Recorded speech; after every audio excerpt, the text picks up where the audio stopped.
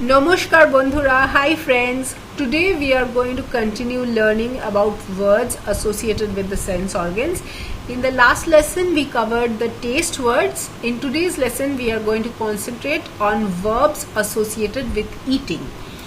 Now since we are going to cover eating, it's a good place to know the words for tongue and teeth. The commonly used words are jeeb and daant. Notice that the N is in brackets, so it's not a full N, it's only a light touch of N written with Chandra Bindu in the Indian script. So jeeb and daant. The less common words which come directly from Sanskrit are jihoba and donto. So the words are jeeb, daant, jihoba and donto. This slide we have seen many times before, but just for quick recap, verb forms change with the person, first, second or third person, changes with degree of formality, casual, semi-formal, formal. We are learning the semi-formal version. Verb forms do not change with number, singular or plural, nor with gender, male or female. Now for semi-formal version, the endings are E for I and V, O for you, both singular and plural, and A or I depending on which verb group they belong to in case of third person. Now these are the sense verbs which we have already learned: dakha, takano and shona. Today we are going to add these more words to that list. Now khawa and newa we have learned earlier in the initial lessons. The new words which we are going to learn today are chata for lick, chosha for suck, chibano for chew. Now there are three verb groups we have seen earlier, but since these are very important, let's have a look at them once more. All of the verbs which you are seeing here are the infinitive or the root forms. Now the group 1, all of the verbs end in wa. Khawa and newa belongs to this group. In group 2, all of the verbs end in a. Chata and chosha belongs to this group. All of the verbs in group 3 end in no. Chibano belongs to this group. Group 1 we have covered extensively in the earlier lessons, but still let's have a look. Let's say for the first column, khawa, how to go from khawa to the different conjugations. Take the wa out and add e, o, I. So it becomes ami khai, amra khai, tumi khao, tomra khao, o khai, ora khai. Similarly for newa, take the wa out and put in e, o, I. Ami ni, amra ni, tumi nao, tomra nao, o nai, ora nai. One thing I didn't tell you earlier, which I want to discuss today, is you can see there are some words marked with stars. So if you notice carefully, it's not only the ending which is changing for those verbs. Let's say for newa, the vowel in the first syllable is E, or in Bengali it's A. Newa, the vowel is A, newa. In the first person form, it is changing to E. So A changes to E. So newa becomes ni. If I just change the ending wa to E, then it should become nei. But it is not nei. It's ni. Similarly, if I go to the second person form, newa should have become neo. But it's not neo, it's now. So the vowel of the first syllable also changes. This is the case for all of the ones I have marked in star. Now, honestly speaking, there is no rule for which verbs this will happen, and this comes with more or less repetition and exposure to the language. So more and more you keep on hearing these words, you will understand that these words belong to the same root word. So I wanted to draw your attention because it's not like they are very uncommon that you will never encounter them, and nor they are so common that they have become a rule in themselves. They occur with some frequency, so you need to be aware, but I would suggest you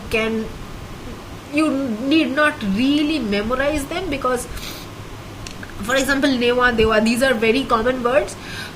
You will keep on hearing them in and out, so you will anyways internalize as long as you are in touch with the language. So group 2, pretty straightforward. The last a of the root word is changed with EOA. So for example, chata, it becomes ami chati, amra chati, tumi chato, tomra chato, o chate, ora chate. Chosha, again notice that it's marked with star, so there is a change in the vowel of the first syllable. So from cho it is become chu. So from chosha it should have become choshi.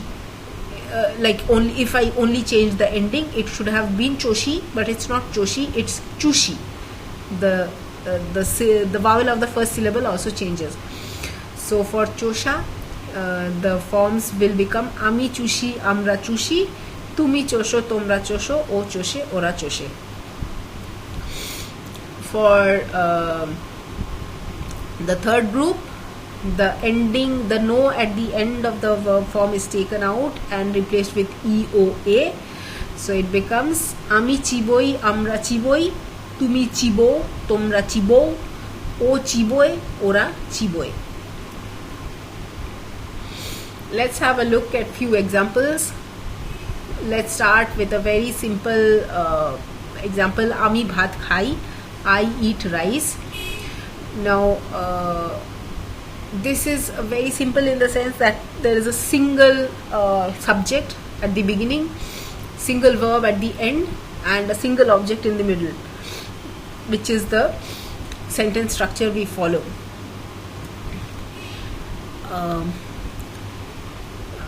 For the second verb which we covered today, newa, this is a form of that. Now is the second person form. So in the sentence you will notice there is no subject. In the Bengali sentence there is no subject mentioned. So from the verb form we can understand that it is a second person. Basically the subject is either you singular or you plural. Now there is no way you can understand that from a single sentence, because verb forms don't change with numbers, and you have to get some context to understand whether the subject is singular or plural in this case. But doesn't really make a difference for our case. Now jiboner shad now is more like a philosophical statement. It's it simply means take the taste of life. You can replace the word jibon, which means life, with any food item. Let's say for amer shad now, take the taste of the mango. That is a grammatically correct sentence, but you will not hear sentences like that. So jiboner shad now is a generally used sentence which is more or less philosophical, and it can be used in this way for other food items, but not generally used. I have kept it here just so that you know that this is the form of sentence which is also possible.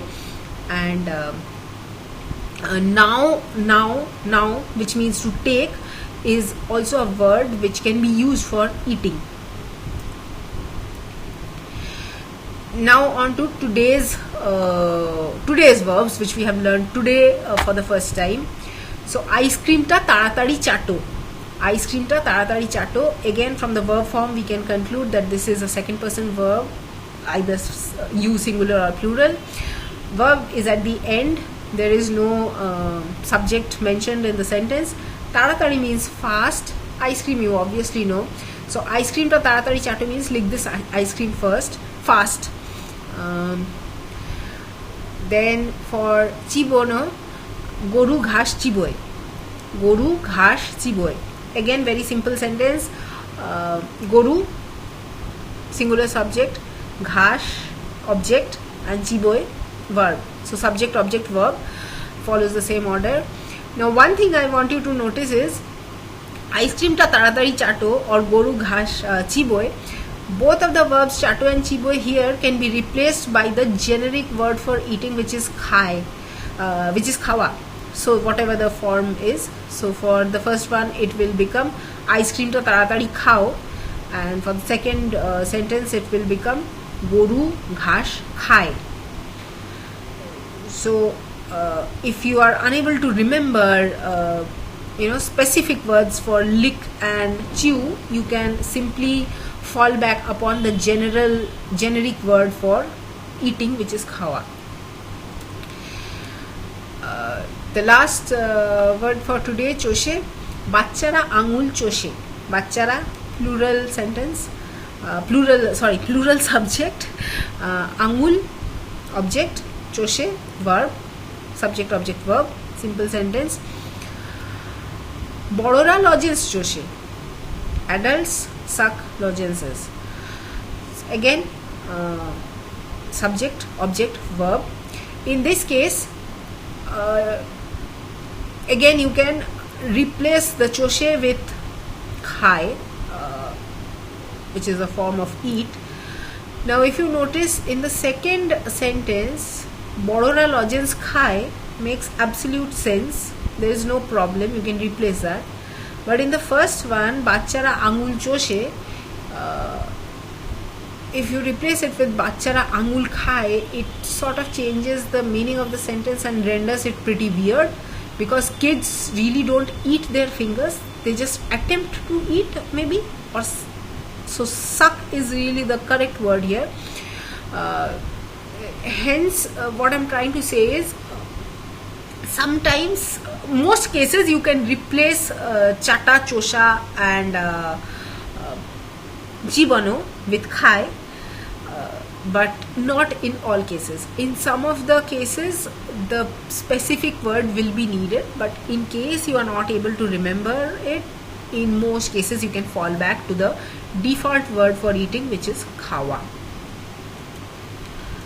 Today's lesson name, Chorbo Chosso, is part of a phrase describing different types of eatables.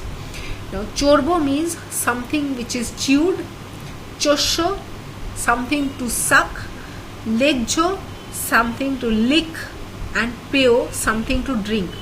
So these are basically different types of food which you eat by different methods. Chorbo is to chew, something to chew, chosso something to suck, lejjo something to lick, and peo something to drink. Now the implication of this is, you generally don't get to eat so many different types of things in a normal meal. So the phrase chorbo chosso lejjo peo has come to be associated with a festive meal.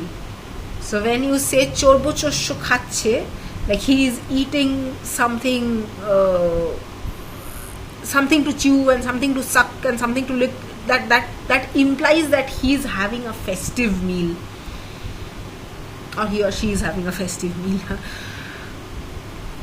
Recap. Honestly, we don't have much to recap today because most of the lesson was more like a recap.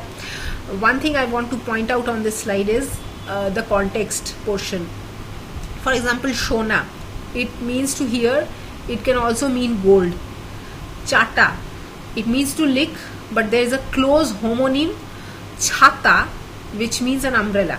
So always pay attention to the context of the sentence, so you can understand whether it is used as a noun or a verb, and whether the meaning you are thinking in your mind, whether that meaning makes sense in the sentence. Okay, for today's homework, give me one example of your favorite chorbo, chosso, lejjo or peo, or if you are really feeling adventurous, feel free to give me one example of each of your favorite chorbo, chosso, lejjo or peo. This is the word list for today. Come back and have a look whenever you need to. That's it for today. Everyone stay well. We will meet again soon. সবাই ভালো থেকো, আবার দেখা হবে.